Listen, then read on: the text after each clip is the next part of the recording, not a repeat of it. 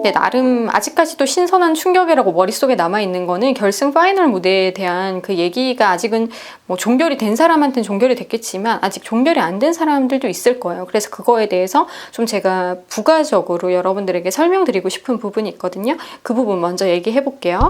일단 김민석 씨 목소리를 왜 제대로 마이크가 잡지 못했을까? 그리고 그런 얘기들이 많았잖아요. 바리톤, 베이스들은 소리가 좀 잘 나오는데 다 안정적으로 노래를 부르는데 테너들이 유독 좀 불안하더라, 이런 얘기들이 있었는데, 일단 음역대 자체가 긴장하면 훨씬 더 부담이 많이 가는 그런 높은 음을 소화했어야 했기 때문에 심적인 부담감도 당연히 있었겠지만, 그리고 목 상태가 좀 안 좋으면은 또 고음에서 문제가 생기는 경우도 있어요. 근데 그거는 좀 사람마다 차이가 있긴 하지만 그래도 피로가 워낙 누적되다 보면은 성대가 좀 붓고 이런 고음 내기가 좀 힘들어져요. 그래서 고음 낼 때 조금 그 텐션이나 탄력적인 부분을 잘 맞추지 못했을 경우에는 내가 삑사리가 날 것 같다, 이런 느낌이 들 때가 있어요. 그래서 그런 느낌에 또 노래를 부르는 내내 좀 시달리다 보면은 화끈하게 소리를 못 내서 피치감이 좀 떨어지고 음정이 나가고 이런 것들이 나올 수 있겠죠. 하지만 그런 얘기랑 좀 다르게 제가 왜 고음 파트에 사람들이 노래를 훨씬 더 불안하게 불러냈을까를 다른 방면으로 한번 얘기를 해보고 싶어요. 그리고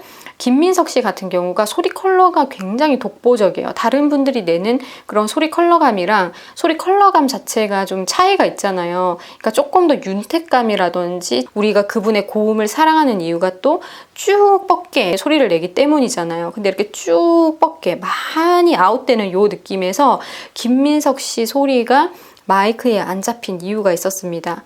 제가 최근에 그 마이크 리뷰를 하나 했었는데, 마이크 종류 중에서 우리가 흔히 노래할 때 싱어들이 잡고 부르는 이런 마이크를 다이나믹 마이크라고 해요. 핸드형 마이크라고 우리가 볼 수 있는 다이나믹 마이크라고 하고, 그리고 녹음실 요즘에 뭐 커버곡 만들어서 올리는 친구들의 영상들을 봤을 때 예쁘게 생긴 그런 마이크 있죠. 그리고 공연장에 공중에 이렇게 뚱 달려있는 전선 이렇게 연결되어 가지고 긴 전선에서 중앙으로 이렇게 톡 머리가 떨어지는 이런 마이크를 컨덴서 마이크라고 하는데, 컨덴서 마이크 같은 경우는 소리를 전체적인 울림을 받아서 전송을 시키는 역할을 해요. 그래서 이거를 저희가 뭐 수음이 좋네, 감도가 좋네, 이렇게 표현합니다. 그러니까 공간감, 여러 울림을 다양한 방면에서 생기는 그 모든 울림을 자기가 쏙 담아서 사람들에게 전달해줘요. 근데 이거 같은 경우는 공연장에서 모두가 엄숙하잖아요. 대부분 이제 클래식 공연장에서 이 마이크를 쓰거든요. 모두가 엄숙하기 때문에 노래를 하는 그 순간에는 싱어의 그 다양한 울림들이 거기로 딱 들어가서 직접적으로 이렇게 마이크를 대고서 부르면은, 클래식 같은 경우는 소리의 밀도가 굉장히 높기 때문에 자극적으로 들릴 수 있어요. 그래서 높은 위치에다가 컨덴서 마이크를 다는 이유가 있습니다. 대부분 왜 하늘 위에 달까요? 이런 게 이제 차이라는 거예요. 한마디로 고음이나 저음이나 모든 울림을 다 담아내면서 관객들한테 전달시키려고 하니까 그 자체적으로 생 라이브처럼 들리는 목소리는 현장에서 들을 때 그 소리도 들리겠지만, 그 마이크를 통해서 뭔가 전달되는 그 소리와 함께 전송이 됐을 때는 관객석은 앞쪽에 앉아 있잖아요. 근데 뭔가 뒤로 생기는 공명이라든지 위로 생기는 공명이라든지 이런 것들을 또 오롯이 그 마이크가 먹으면서 더 깨끗한 음질로 사람들에게 전달을 시켜준단 말이죠. 그래서 컨덴서 마이크가 어떻게 보면 훨씬 더 성악가들에게 적합한 마이크라고도 볼 수가 있어요. 감도가 좋고, 그리고 다양한 방향으로 나가는 그 울림들을 모두 잡아서 전달시켜주기 때문에. 하지만 왜 바리톤과 베이스가 유리했느냐? 아무래도 이 다이나믹 마이크의 가장 특징이 단일 지향성 마이크예요. 그러니까 한 방향으로 소리가 나가는 그걸 흡수해 주는데, 바리톤과 베이스들이 내는 그 음역대 자체는 대부분 앞쪽으로, 그리고 마이크를 잡은 다소 요방향으로 빠지기가 쉬워요. 전반적으로 베이스와 바리톤의 소리가 아주 이 다이나믹 마이크에 들어가기 좋은 그 방향성을 가지고 있기 때문에 아주 이 마이크가 잘 먹은 거예요. 베이스와 바리톤들이 보내주는 그 목소리를 아주 냠냠냠 맛있게 먹어가지고 우리한테 그것을 있는 그대로 굉장히 깨끗하게 전달을 해줄 수 있었다라는 거죠. 근데 김민석 씨 목소리는 뭔가 좀 붕 뜨고 날아가는 느낌이 있었어요. 그러니까 나한테 다 안 오고 뭔가 공중으로 다 새는 듯한 느낌이 있었단 말이에요. 근데 김민석 씨가 내는 방식 자체가 굉장히 공간감이 크고 아웃이 굉장히 잘 되면서, 그리고 고음도 좀 더 앞쪽으로 쏠리는 고음이 있고, 고음을 낼 때 김민석 씨처럼 좀 하이를 향해서 뻗어나가는, 그리고 좀 김민석 씨는 뒷공간도 살짝 높은 음에서 이제 쓰게 되는데, 그거를 이제 보정 작업을 하면서 내보냈을 때는 우리가 훨씬 더 그 소리를 듣기가 편안하고 독보적인 음색이야, 이런 게 더 많이 티가 났었는데, 생방에서는 현장에서 이제 보정 작업을 거치지 않다 보니까 요 단일 지향성 다이나믹 마이크를 쓰는 것에 있어서 약간의 한계가 생겼다. 소리 전달적인 부분, 그러니까 송출적인 부분에서 한계가 생긴 거죠. 그래서 김민석 씨처럼 이렇게 소리가 굉장히 하이로 많이 빠지고 가끔씩 뒤로도 넘어가기 때문에 이런 것들이 현장에서 그냥 그 순간의 보정력을 사용하는, 뭐 그냥 방송실에서 그렇게 조절하는 것으로만 우리에게 전달되기에는 좀 한계가 있었다라는 거죠. 그래서 김민석 씨 목소리 같은 경우가 진짜 현장에 가서 들어야지 너무너무 좋은 소리다. 지금 우리가 방송을 통해서 후보정을 한 소리도 너무 좋은 소리였지만 생방에서는 차이가 좀 있었다라는 것이, 뭐 그날 당시에 여러 가지 바디 컨디션이나 이런 것들도 있겠지만, 이런 식으로 단일 지향성 마이크에게 유리한 발성과 유리한 음역이 따로 있다라는 겁니다. 그러니까 컨덴서 마이크를 또 현장에서는 쓸 수가 없어요. 왜냐하면 연주회장 같은 경우는 환호도 안 하죠. 굉장히 엄숙한 분위기에서 관객들이 그 공연을 보게 돼요. 하지만 그날은 생방이었는데 막 사람들이 시끄럽게 떠드는 소리 들어가고, 아무리 그거를 뭐 노래하는 순간에 그걸 통제하려고 해도 통제가 안 되잖아요. 생방에서는 이제 노래를 부르는 순간에 누가 고함을 옆에서 질러버린다든지 이러면 그게 고스란히 컨덴서 마이크에는 같이 들어가게 됩니다. 왜냐하면 주위의 울림을 감도 좋게 다 잡아내는 게 컨덴서 마이크이기 때문에, 마이크 사용에 있어서도 후보정이랑 관계없이 이런 마이크 자체의 특징이 그러하구나 라는 거를 오늘 새롭게 알려드리고 싶었어요.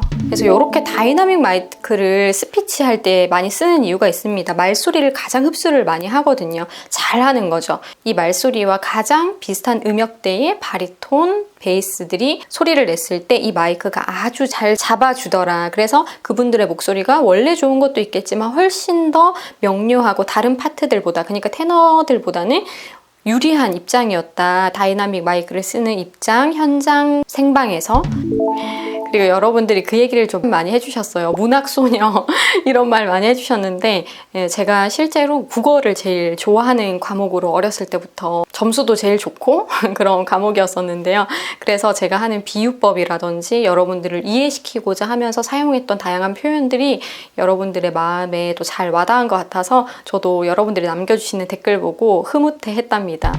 그리고 박현수 씨가 또 유튜브 채널을 하고 계시더라고요. 그 알고리즘이 저를 거기로 인도했어요. 제가 검색을 해본 건 아닌데 썸네일 보니까 이거 아는 분인데 하면서 들어가 보니까 박현수 씨의 채널이더라고요. 굉장히 부드럽게 통기타 하나로만 편안하게 해서 꾸밈 없이 이렇게 하시는 모습이 되게 편안하게 잠들기 전에 듣는다는 분들도 많고, 그렇듯이 저도 침대에 누워서 자기 전에 듣기도 하고요. 다른 분들이 혹시 유튜브를 하고 계시나요? 제가 알기로는 박현수 씨 말고는 강샤인 그분, 예전에 제가 이분이 왜 1차에서 떨어졌죠? 이렇게 했던 분, 그분이 이제 제 채널에 댓글까지 다 하셨었는데, 아무튼 그분은 하는 걸 알고 있지만, 구본수 씨도 하고 있는 거, 알고리즘이 저를 또 이렇게 3분 알고 있는데, 혹시 지금 나온 분들 중에서 또 다른 채널이 있으면 공유를 같이 해주시면 좋을 것 같습니다. 그리고 제가 남자가 아니잖아요. 남성분들은 팬텀 리뷰를 또 하시는 분들이 있는 것 같던데, 여자분들 중에 팬텀 리뷰를 하는 분이 있는지 모르겠어요. 알고리즘이 저를 거기까지 데려다 주지 않아서. 그래서 또 여자의 입장에서 할 수 있는, 그리고 섬세하고 좀 뇌가 아주 예민하게 타고난 이러한 성격을 갖고 있는 사람이 하는 말을 들었을 때 여러분들에게 또 다른 깨우치는 부분이라든지 새롭게 알게 되는 부분, 이렇게도 사람이 느낄 수 있구나 라는 부분을 여러분들이 너무 잘 이해해 주셔서 팬텀은 댓글 남겨주시는 거 보는 재미가 또 있었던 것 같습니다. 제가 길병민 씨가 조금 더 세련되게 그리고 세미 클래식에 어울리는 그런 발성들을 좀 초반부터 많이 보여줬었으면 좋지 않았을까 이런 얘기를 했었잖아요. 듀엣 할 때도 그렇고 곡 자체도 세미 클래식한 느낌이 많은 곡들도 있었는데 그런 데서 올 아니면 풀 성악톤을 사용하시다 보니까 제가 거기서 이질감을 많이 보았다라는 얘기를 꾸준히 하다가 길병민 씨가 거의 후반부에 와서 거의 결승에 왔을 때 이제 좀 가벼운 느낌이라든지 좀 세련된 느낌을 많이 내셔서 그때부터 이거를 드디어 보여주시네요 이런 얘기를 했었잖아요. 근데 전반적으로 왜 김바울 씨와 길병민 씨가 다른 느낌이었을까요? 둘 다 어떻게 보면 낮은 음역대를 감당을 하지만 길병민 씨가 어떻게 보면 또 더 윤택감 있는 소리를 갖고 있는 건 맞아요. 근데 그런 좀 텍스처를 떠나서 무거운 느낌과 좀 더 김바울 씨는 세미 클래식에 어울리는 모습을 일찍 보여주셨는데 그에 대한 차이가 과연 어디서 크게 났을까요? 여러분들 노래에서 되게 중요한 게 바이브레이션이라는 걸 알고 계시나요? 바이브레이션을 아예 안 넣고 노래를 하면은 되게 특이하게 노래가 진행이 돼요. 그리고 바이브레이션을 안 넣는 것도 되게 어려운 거거든요. 바이브레이션을 아예 노래할 때 넣지 않는 것도 굉장히 고급 스킬이에요. 낼 수 있는 사람이 안 낸다라는 것도. 그래서 일부러 바이브레이션을 안 넣고 노래를 부르는 훈련을 하기도 해야 돼요, 실제로. 왜냐면 바이브레이션이라는 게 컨트롤이 잘 안 되면은 나중에 정말 이런 것도 그렇고 무슨 교회에서 찬송가 부르는 할머니 같아 이런 말을 하는 사람들이 좀 있어요. 이렇게 조절 안 되는 바이브레이션 갖고 계신 분들 있잖아요. 근데 실제로 이런 바이브레이션 고치려고 오시는 분들이 되게 많거든요. 그러니까 바이브레이션이 한번 이렇게 통제가 안 되면서 생겨버리면 정말 이거는 노래를 망쳐버리는 거예요. 근데 제가 바이브레이션이 노래에서 그래서 중요하다라고 얘기를 했는데 김바울 씨가 한참 얇아요, 바이브레이션이. 그리고 길병민 씨가 목소리만 두껍고 뭐 크고 이래서 무거운 느낌이 있는 게 아니라 확실히 길병민 씨가 바이브레이션이 굵은 편이에요. 그러니까 똑같이 노래를 부르고 뭐 쭉 끌더라도 두 박 세 박을 끌더라도 이런 느낌이랑 이렇게 약간 잘게 빠지는 느낌이랑은 완전 다른 거예요. 그러니까 바이브레이션이 굵다 보니까 그걸 요동칠 때도 어떻게 보면 낮은 피치가 훨씬 더 확 사는 거예요. 그래서 이걸 또 묵직해서 좋아하시는 분들도 있지만 그러니까 헤비한 느낌이 훨씬 더 많이 드는 거죠. 그래서 좀 세미 클래식이나 좀 가벼운 곡에서 이런 발성이 섞이기가 힘들었다라는 거를 제가 초반부에 이제 계속 말씀을 어떻게 보면은 이런 바이브레이션 얘기 없이 말씀을 드렸기 때문에 어떤 분들은 공감을 충분히 하셨지만 이유는 모른 채 공감을 하시고 맞아요, 무거워요 이렇게 말씀하시는 분들이 있고 어떤 분들은 뭐가 무겁다라는 거죠? 전 좋기만 한데요? 이렇게 반응하실 수도 있는 거죠. 근데 이 바이브레이션이라는 것이 그런 역할을 하는 거예요. 그래서 충분히 그 굵은 바이브레이션이 조금 더 무거운 느낌 그리고 또 묵직한 느낌을 만들어냈었다. 그래서 길병민 씨가 훨씬 더 바이브레이션이 굵은 편이고 이런 파동으로 제가 표현을 하자면 이렇다면 김바울 씨는 약간 더 부드럽게 살랑살랑 치는 파도처럼 물결처럼 그랬던 거죠. 그래서 이런 데서 오는 발성적인 차이가 있습니다. 그냥 발성적 차이가 아니라 이렇게 세분화시킬 수 있어요. 테크닉이 이렇고 바이브레이션이 뭐 이렇고 이런 것들 다 여러분들한테 하나하나 세밀하게 이렇게 설명해 드리면 훨씬 더 이해하시기가 쉽겠죠. 그래서 오늘 이렇게 아주 디테일한 부분까지도 한번 말씀을 드려봤고요. 그래서 여러분들도 노래를 할 때 뭔가를 바꾸고 싶다 했을 때 그 뭔가가 뭔지를 알아야 돼요. 내 노래가 도대체 무엇 때문에 이런 느낌이 나는 거지? 내 목소리 때문인가? 목소리 때문만은 아니에요. 그러니까 이런 표현 방식이라든지 밴딩의 느낌이라든지 여러 가지가 다 차이가 있거든요. 그래서 바이브레이션만 비브라토라고 클래식에서는 얘기하는 요 느낌만 변화를 시켜봐도 충분히 노래의 느낌이 달라질 수 있다는 거죠. 그래서 여러분들도 노래에 변화를 주고 싶다 했을 때 바이브레이션으로 조금 더 디테일을 다르게 잡아봤을 때 충분히 새로운 느낌이 날 수도 있다는 거예요. 그래서 이런 것까지 팁으로 한번 드려봤고요. 그리고 성악 발성을 어떻게 하면 낼 수 있을까요? 저도 팬텀싱어 3를 보니까 성악 발성을 좀 잘 구사하고 싶어요. 이런 분들 있잖아요. 그래서 다음에는 성악 발성의 기초가 되는 어떠한 방식으로 성악 소리를 낼 수 있는지 오오오 이렇게 흉내내는 이런 건 다 이상한 거예요.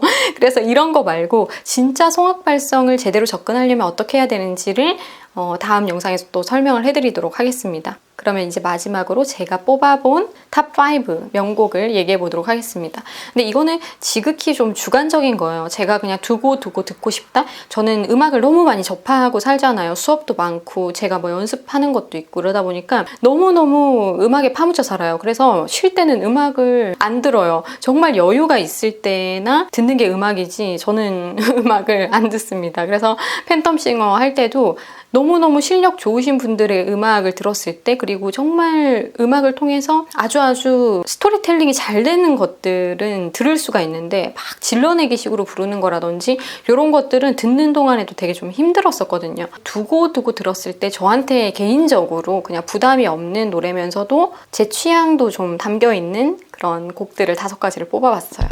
일단 이거에 대해서 생각해 보게 된 게 이 곡 때문이었던 것 같아요. 유일하게 제가 어떻게 보면 떼끼로에 대한 애정을 표현했었지만 또 들어야 되겠다, 두고 듣고 싶다라는 생각이 드는 곡은 하이 앤 드라이였어요. 레떼 아모르 팀이 불러주셨잖아요. 여기서 길병민 씨도 굉장히 스무스하게 세련되게 딱 발성이 들어오니까 너무너무 이제 조화롭다 이런 생각이 들면서 그러니까 흡수가 잘 되더라고요. 이렇게 조화 면에서 좀 뛰어났던 노래라고도 생각이 들고요. 그리고 이 노래 같은 경우는 막 비트가 너무 강하지 않으면서도 낭만적인 무드가 또 있기 때문에 전 자기 전에 또 한 번씩 이렇게 침대에 누워서 들어보면 그렇게 좋더라고요. 그래서 이 노래는 제가 깊은 밤 꺼내 먹고 싶은 다크 초콜릿 같은 노래다라고 저 스스로 한번 타이틀을 매겨봤습니다. 달콤하면서도 쌉싸름한 맛이 있어서 다크 초콜릿 같은 노래다라고 얘기를 해봤어요. 그리고 두 번째는 정말 신선한 충격을 주었던 존노 씨와 최성훈 씨의 콜라보레이션이었죠. 너무너무 이 노래는 신선함을 넘어서 충격적인 무대이기도 했어요. 그러니까 듣는 순간은 뭐 굳이 이게 뭐 그렇게 충격이야 할 수 있겠지만 약간 무의식 속에 남아있는 그런 충격적인 느낌? 잔상 같은 것들이 저를 좀 아직은 에워싸고 있는 것 같아요. 그래서 가끔씩 역시나 이것도 꺼내서 보고 싶은 노래고요. 그리고 가장 오랜 시간 동안 이거는 잊지 말고 때때마다 비 올 때마다 커피 한잔 하면서 들어야지 하는 노래는 쉬라는 곡이에요. 제가 이 노래를 실제로 비 오는 날에 딱 창문 열어놓고 습기 쫙 들어오고, 저 약간 습기 있는 그 날씨를 되게 좋아하거든요. 제가 제일 좋아하는 게 습도 55도예요. 그래서 비가 오면 확실히 딱 그 습도 때문에라도 촉촉해지는 무드가 있는데 딱 아침에 아이스 카페라떼를 마시면서 그 노래를 듣는데 그 무드가 아직까지 잊혀지지 않는 것 같아요. 그날의 기억이 너무 좋아서, 그리고 최성훈 씨의 목소리가 너무 촉촉하고, 그리고 상대 싱어의 그 목소리와의 조화가 저는 굉장히 잘 어우러졌다라고 생각을 해서 이 노래는 두고 잊지 말고 꼭 들어야지 비 올 때마다 이런 생각을 했던 노래였어요. 그리고 네 번째 곡은 일몬도입니다. 유채훈 씨의 첫 인상이라고도 볼 수 있는데요. 그 노래가 줬던 타격감이 정말 대단했던 것 같아요. 제가 일몬도라는 노래를 참 좋아하지만 다른 분들의 일몬도보다도 전 유채훈 씨의 일몬도가 그렇게 좋을 수가 없더라고요. 가감 없이 이렇게 표현해내는 그 발성법이라든지 그분이 내면적으로 그 곡에 담아 올려서 표현을 하시는데 그런 것들이 역시나 또 내면적으로 잘 와닿았던 것 같아요. 그래서 그 타격감을 일단은 잊지 못하겠어요. 그래서 요거를 또 뽑아봤고요. 그리고 마지막으로 뽑아본 곡은 역시나 떼끼로입니다. 오감 이상의 만족을 저에게 주었던, 너무너무 신선하면서 외국곡의 조화가 또 잘 묻어나면서 또 사랑의 그 깊은 무드가 잘 전달되고, 저는 거기서 또 안동영 씨가 그렇게 매력적이더라고요. 저는 안동영 씨의 뭐 발성 스타일이라든지 뭐 노래 스타일이라든지 이런 거에 크게 이렇게 관심을 두지 않았었는데 그 노래를 부를 때만큼은 이 남자가 왜 이렇게 사랑스럽게 보이지? 이 느낌이 확 왔었어요. 와, 사랑 노래를 진짜 사랑을 담아서 진짜 사랑스럽게 불러내시는구나, 이걸 느꼈었거든요. 그래서 안동영 씨가 참 크로스오버에서 유채훈 씨가 이제 만나면서 확 치고 올라가고 있는 중에 떨어졌다라는 생각이 들어서 굉장히 그때 안동영 씨의 탈락을 또 아쉽게 느꼈던 사람이거든요. 그래서 그때 안동영 씨의 뭔가 애절하면서 막 이렇게 표현해내시는 게 잔상이 역시나 또 많이 남아있어서 이 곡은 두루두루 저에게 참 감명이 깊었던 곡이었습니다.